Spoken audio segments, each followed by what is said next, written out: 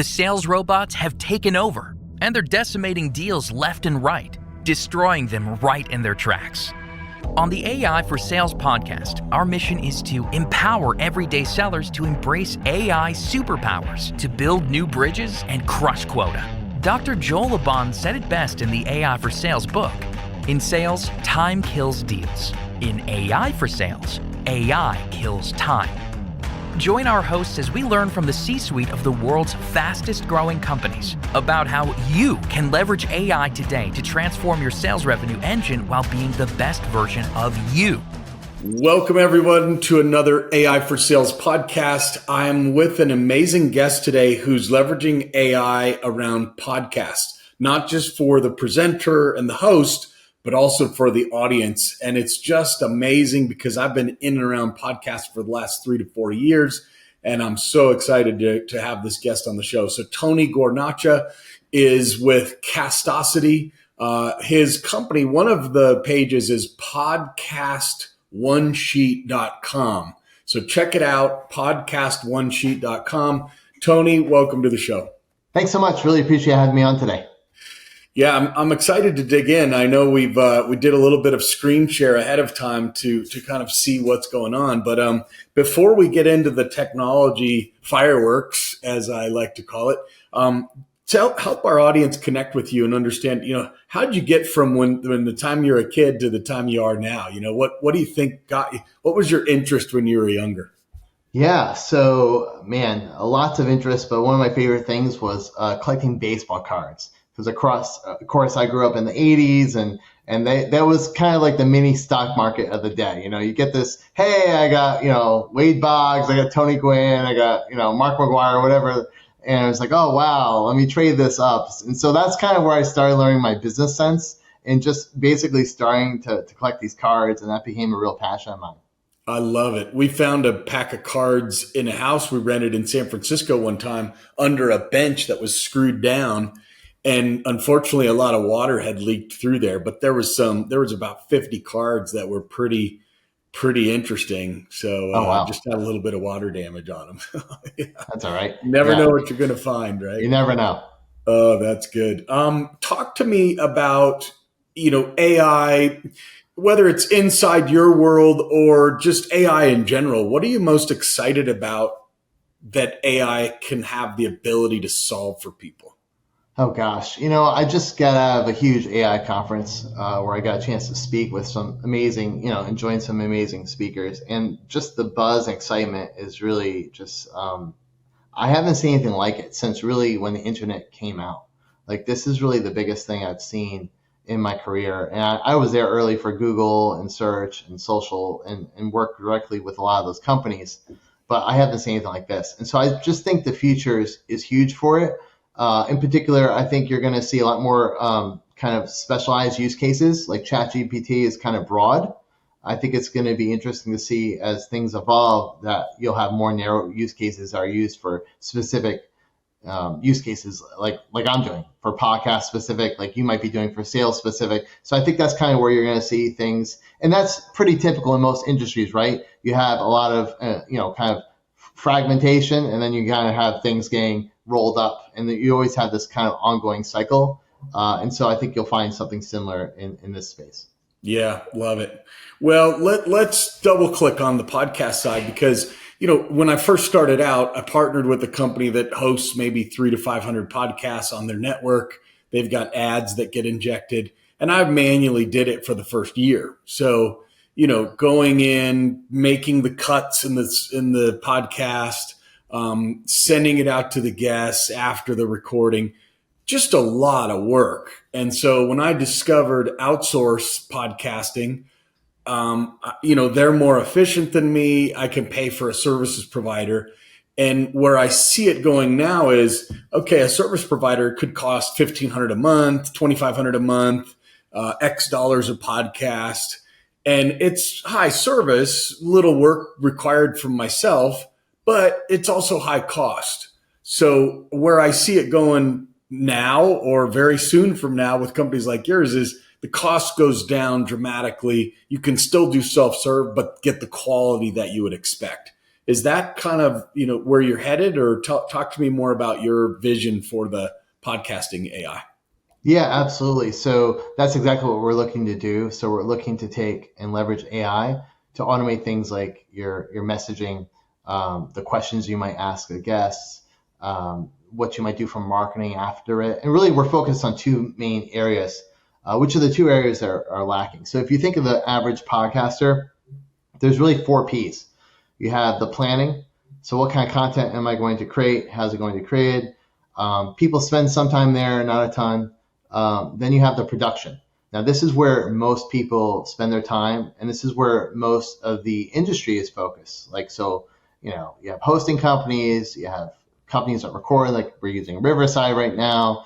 All these different companies are really hyper focused on that. Ironically, those are the 2 areas that don't really matter as much. The other 2 Ps are probably the most important, which is sadly the areas that people don't focus on, which is where I'm focusing my companies. So one is on the promotion. So now I have this podcast. How do I actually grow my audience? Because you might have the most amazing podcast in the world, but if 3 people are listening to it, does it really matter? And so promotion is very important, and that's where we're leveraging AI to make sure you're growing your audience. And then the last part is profitability. So most podcasts fail within the first 6 to 8 episodes. In fact, 85%. That's a tremendous churn rate for any industry. And so I believe part of that is A, they're not growing, which is where we solve the first problem with promotion. And secondly, they're not making any money off of that. And so this is where we have 6 monetization methods that we can leverage for podcasts, and a lot of them incorporate AI. Love it. Promotion. Yeah. The 4 Ps. That's interesting because I'm doing work with a company that we call ourselves P4 for short. So another 4P model. There you go. Talk to me about the promotional side. So, I've used LinkedIn a lot to reach out to either podcasters or guests for my own 2 podcasts. So I can get on other people's shows. They can get on mine. But I haven't necessarily built a strategy around it. It's more task-based execution. Talk to me about kind of the strategy for promotion, and then how do you use AI to automate some of those tasks? Sure. So one of the things I learned in the corporate world, and I've been fortunate to work with some amazing companies.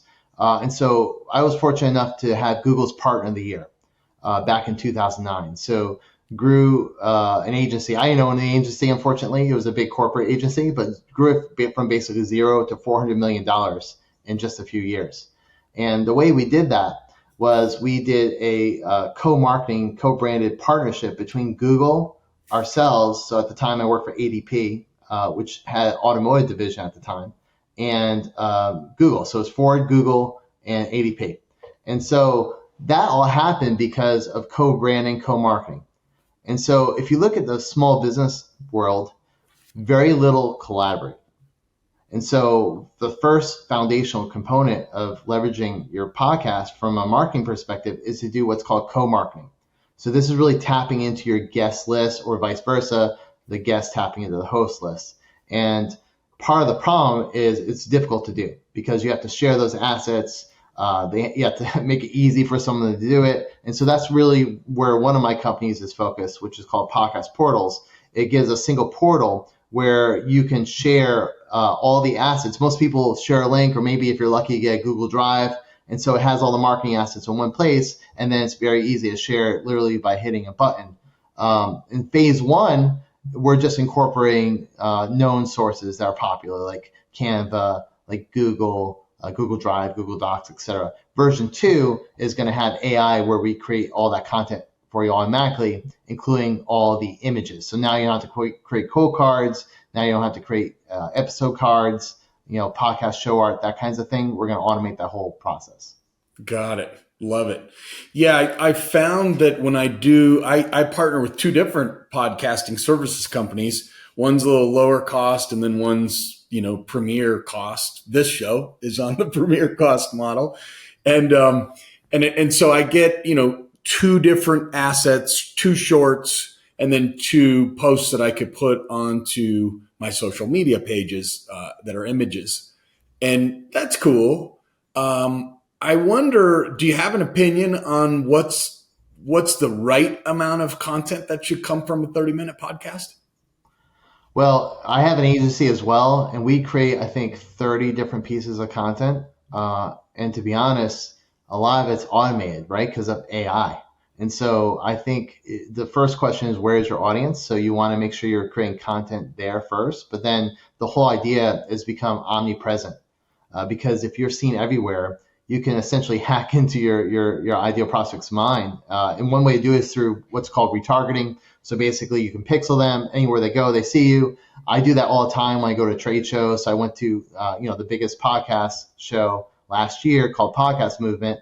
I identified my ideal audience. I had all these marketing assets created, and then I had them see them the 2 weeks leading up. I go walk down the aisle. Everyone knows me. They're like, hey, I see you everywhere. That was not by chance. And so if you do it correctly, you can leverage the assets in a great way. So you can use them for SEO. So at the very minimum, you should have a blog post that you can use for SEO purposes, a YouTube video that you can then optimize in YouTube, and then, of course, an email that you can send to your list because you want to keep your existing list engaged. And then from there, you want to create social media content. So where are you today? If you're in the business world, you should have bare minimum be on LinkedIn. So have a post there. And then with those posts, you want graphics. So a quote card, which is something pithy, I might say, or you might say. And then, of course, the episode art itself, which should go to Apple, but that can also be used for social media purposes. So that's the bare minimum. But the more content you create, the more places you can leverage it. You get into micro content for YouTube, Shorts, and for TikTok. And the cost for creating it, the incremental cost is very, very low now, given the rise of AI. So it's really a no-brainer to do it. I just saw a Canva 2-minute TikTok this morning, and it showed how you go to ChatGPT and say, hey, write 100 quotes based on this input, and then you copy paste, you put that into a template, and then, there's a little bit of click a button, and then all of a sudden you've got your 100 templates. And so you can definitely see where a lot of this becomes frictionless, scalable, and that's what you're building into the product. Why don't we do something a little bit different? Because I talked to you about P4, Pro Player Prayer Project. If I came to you and said, hey, here's my top 3 goals. I've got access to 300 to 500 pro players who pray. And so I want to help get their message out to the world via a podcast and digital assets, right? 60-second shorts. And then in parallel to that, I also want to help the players monetize their brand in the marketplace. If you were to strategize with me on a program for doing that, what questions would you ask? How would we go about doing that together? Yeah, so the easiest way I found to grow, which I'm sure you're familiar with this, would be to identify your Dream 100. And so I would go to each of those players and see, okay, who do you have the most influence with? Who's most likely to help you? You can rate them. So you maybe do a scale of 1 to 5. Say, okay, who do you know in your network? Because the nice thing is if you're dealing with pro players, they already have an amazing network. So I'd make them list those out and rank them. How influential are those folks and how likely are they to help them? So what's the level of relationship? And then figure out how can you monetize that. And so when you're monetizing a show, there's a few different models. You can monetize listeners, you can monetize guests, you can monetize sponsors, or you can sell your own stuff. That's basically the 4 things. And so the question would be, okay, what would you like to sell? What would be the business model? And so if it's pro athletes, depending if they're still active or if they used to be active, maybe they're retired, it might be a different model. But sponsorships is always a great thing. And so you want to make sure you have brand alignment. So what products do they use? What products would be a good fit? And so, for instance, if they're a group that's praying, maybe alcohol is not the best thing to promote. But if they were just NFL players, you don't have to look far to see there's a lot of, beer commercials. And so you want to make sure it's alignment with the need, what the audience wants, but also alignment with the brand that you're building. And so you want to make sure there's consistency there. So those are just a few of the questions that you and there's probably a lot of ways you can do it, right? The player could do a 30-second piece on what it is, just like you hear on a radio show. You could have the logo up multiple times if it's a video podcast. There's so many different approaches to monetization. And it sounds like you've got the experience and you're adding AI to be able to automate a lot of those tasks. Yes, and here's the other big thing too with our because one of the components that's built into the same software that I mentioned is there's actually the sponsor wizard, which helps you build sponsorships. And the difference between a sponsorship, most people don't understand, there's a difference between sponsorships and advertisements. So most people undervalue what they're doing. And the reason why is they just basically integrate those ad spots into their show. When if you do a true sponsorship, and I've done sponsorships with like the Red Sox and big brands, and what I can tell you is they never just pay for the banner in the Red Sox stadium. They usually get on the playbill. They usually get on a sign. They usually brand the soda, like with the cups, right? And so podcasters don't do that. So where the content connects to the sponsorships this is the reason why you want to create as many marketing assets as possible, because now you can monetize those with the sponsor. And so you basically would say, hey, look, you sponsor a show. Not only do you get mentioned on the podcast itself, but guess what? We have a blog post. We're going to make sure you're mentioned in that. You're on our TikTok reel. We're going to put you in that. So basically all these assets have much more value for you, but also for the sponsor. And so our system helps you identify what all those assets are and then attribute a value to them and then package them. So you can create unlimited number of packages. In our platform, we actually have a platform that's aggregating all these. So we have thousands of podcasters in there where you can find all these packages. But then there's the ability to do private packages. So if you had a large sponsor like a Coca-Cola or someone like that, you could have a view that's just available to them. So that's how you'd monetize at scale. Wow. Yeah, that's amazing.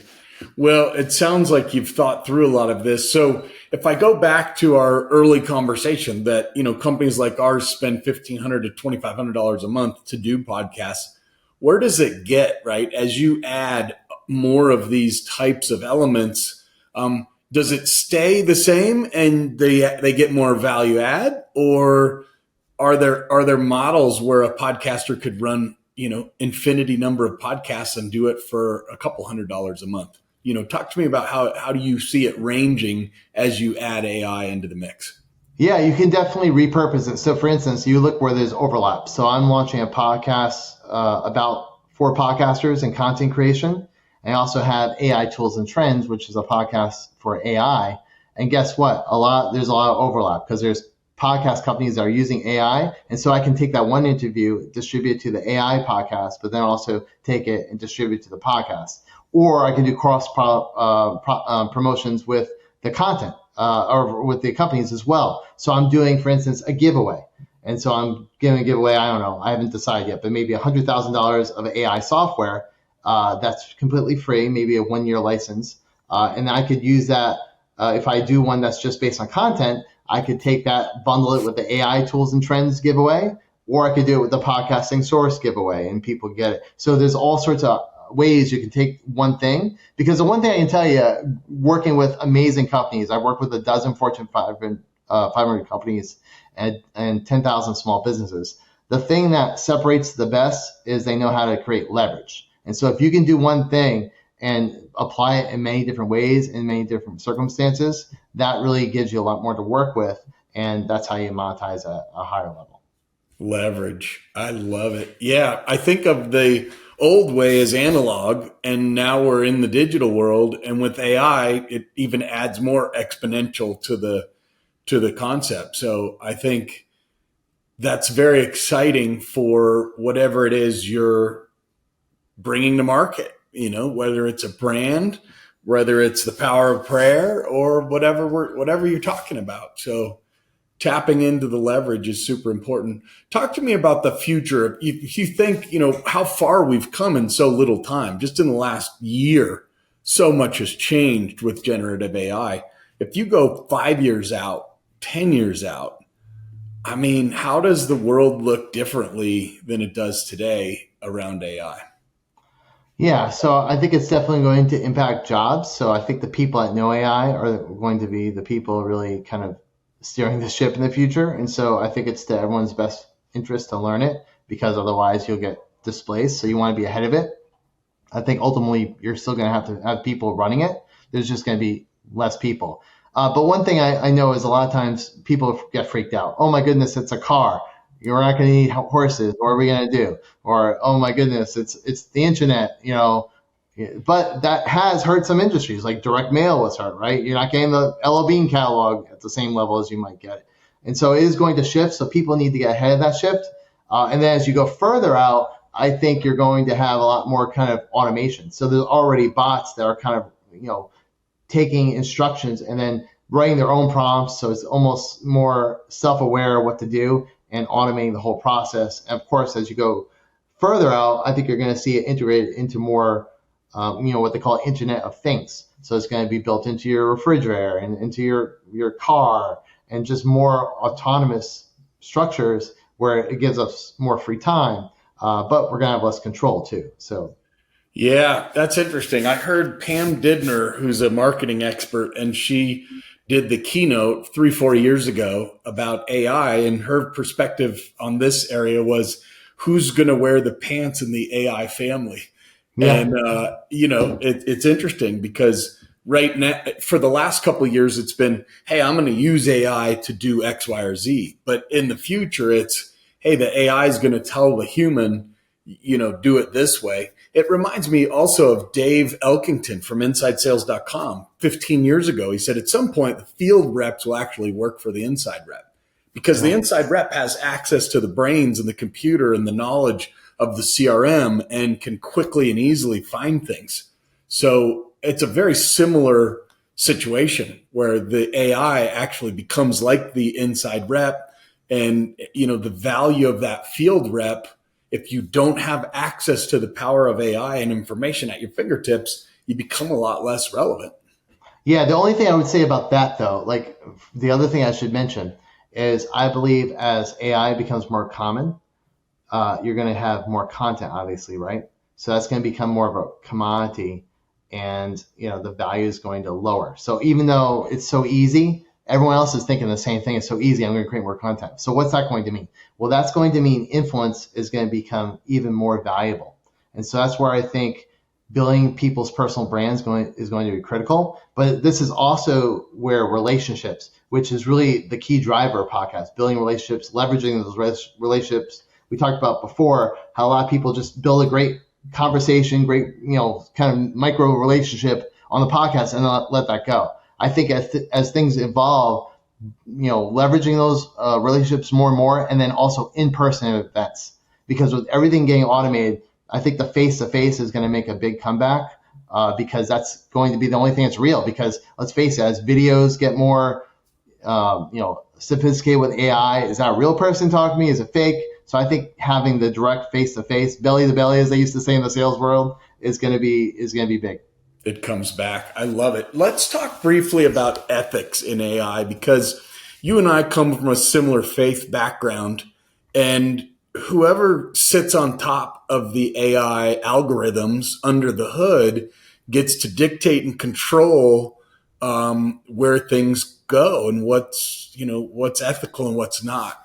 Have you thought through when, how, who, all of that kind of thing as it relates to who gets to make the decision of how ethics are deployed inside of an AI algorithm? Yeah, I mean, right now, best of my knowledge, is a lot of it's coming from the internet, and we already know the internet is already kind of skewed and not the most ethical, and because you can see the worst of the worst, through the internet. I think over time you're going to see, privatized models where you can have your own kind of data set and your own AI system. There's already companies working on that kind of thing where you can upload your own kind of tone of voice and your own content and have it right off of that. So I think you're going to see more of that. So I think although ChatGPT has a huge lead, I think you're going to see that either morph or displaced by companies that are more specific. Yeah, love it. That whole hallucination thing is a problem. Yeah, right, for sure. Okay, the answer, just make one up. Yeah, that's right. We talked a little bit about, the impact on jobs. And I did some study ahead of an interview that I did on television about 2 months ago. And one of the analysts said that they think there'll be something like 80,000 jobs lost lost around the world out of billions of people in the world, 3.2 billion workers, and there'll be a negative impact of 80,000, but there'll be 70,000 added.